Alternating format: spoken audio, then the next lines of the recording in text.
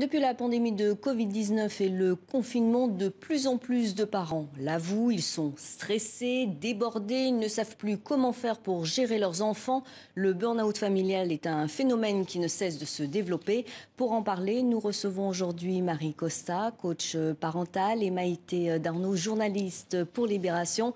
Merci à toutes les deux d'être avec nous sur ce plateau. Marie Costa, vous êtes experte en parentalité, auteure du livre « 100 idées pour éviter les punitions » paru aux éditions Tom Pouce. Alors, le burn-out familial, c'est un mot qui peut faire sourire, mais qui existe néanmoins. Comment se traduit-il ?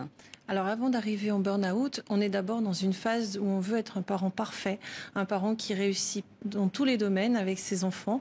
Et c'est cette course à la perfection qui fait qu'un jour ou l'autre, on craque, on n'en peut plus et on est très très mal. On a du mal aussi à l'admettre parce que c'est compliqué d'admettre qu'on va pas bien et que on n'est plus heureux d'être parent et de retrouver ses enfants. Donc c'est compliqué d'admettre et puis voilà. Mais par contre, c'est pas une fatalité, on peut vraiment en sortir.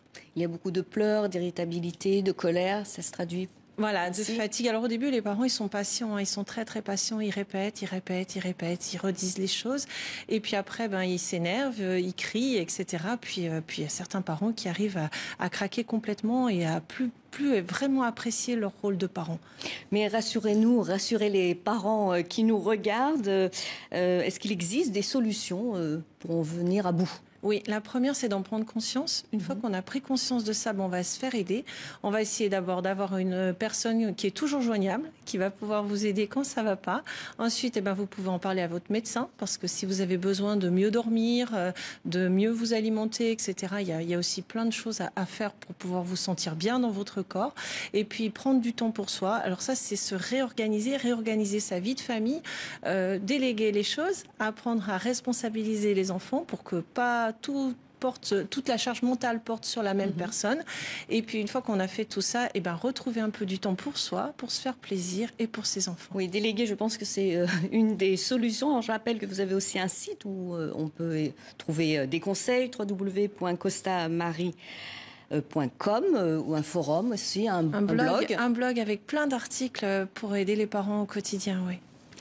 Alors, Maïté Darnaud, je me tourne vers vous. Vous êtes journaliste pour Libération. Vous êtes intéressée à ce phénomène dans un article intitulé « Pour tenir la barre des parents pirates ». Le burn-out familial, ce mot est né avec la crise du Covid-19 et le confinement, où il a finalement toujours existé ?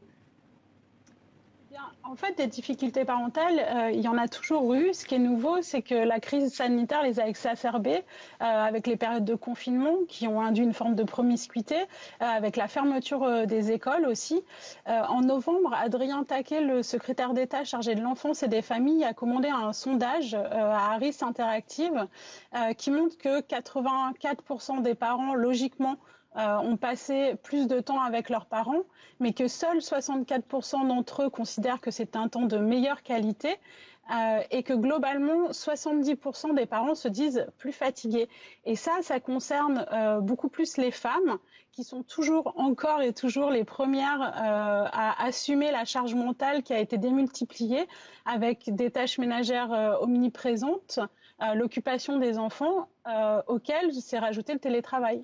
Alors, je vous propose à présent d'écouter des messages laissés sur un répondeur du New York Times dédié aux parents qui craquent et on se retrouve tout de suite après.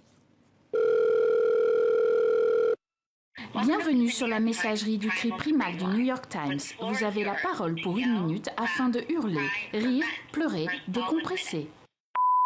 Je voudrais juste dire... Je suis fatiguée des sales gosses. Cette pandémie m'a fait réaliser que je ne suis peut-être pas faite pour être une mère. J'en suis à ma 6e lessive aujourd'hui. Chaque jour, je me dis que je suis incapable de faire tout ça. Mais je m'y mets, je me lève et je le fais. Parce que c'est ce que sont censés faire les parents, hein. Marie Costa, je vous ai vu sourire. Une réaction, que pensez-vous de ces messages de détresse? Alors ça, ce sont des vrais messages de détresse. Et si à la maison, vous n'avez pas la ligne pour appeler, vous pouvez crier dans le placard à serviettes. C'est pas traumatisant. Ce sont des messages que vous entendez, vous, avec les parents? Des familles qui en peuvent plus et qui sont vraiment énervées, qui crient davantage ou qui en viennent même à avoir des gestes déplacés. Des parents qui se disaient calmes et patients et qui en viennent à perdre le contrôle de leurs actes et vraiment qui sont pas bien. Maïté Darnaud, je vais vous poser la même question. Comment réagissez-vous à ces messages de parents au bout du rouleau? Est-ce qu'il existe des solutions? Je suis évidemment touchée par le désespoir de certains de ces messages. Je ne peux pas m'empêcher de sourire en entendant d'autres parce que tous les parents ont ressenti sans doute ce qu'expriment ces femmes. Et c'est justement avec cette tendance du piratage parental qu'on a voulu montrer dans Libération, c'est de dire qu'aujourd'hui c'est devenu avouable, c'est quelque chose qui peut peut-être être sujet d'autodérision avant que ça devienne dramatique, et qu'il est possible aujourd'hui, via les réseaux sociaux, de faire communauté autour de ce sujet, d'échanger et de se soutenir. Marie Costa, une dernière question. Donc on parle beaucoup de burn-out professionnel, mais pas trop de burn-out familial. Alors vous, quelles sont vos solutions? Il y a peu de lieux d'aide et d'écoute en France. Oui, alors moi j'accompagne de nombreuses familles, de nombreux parents avec des burn-out. Donc on a tout un protocole d'accompagnement où on va retravailler ses propres valeurs, ses propres attentes et puis trouver des moments pour être bien et se recentrer sur soi. Donc c'est vraiment écouter ces mamans, ces papas et leur trouver des solutions qui leur conviennent à eux. Merci beaucoup à toutes les deux pour cet entretien. Merci pour vos conseils précieux pour les parents au bord de la crise de nerfs. Et c'est ainsi que se referme ce journal. Merci pour votre fidélité à TV5 Monde.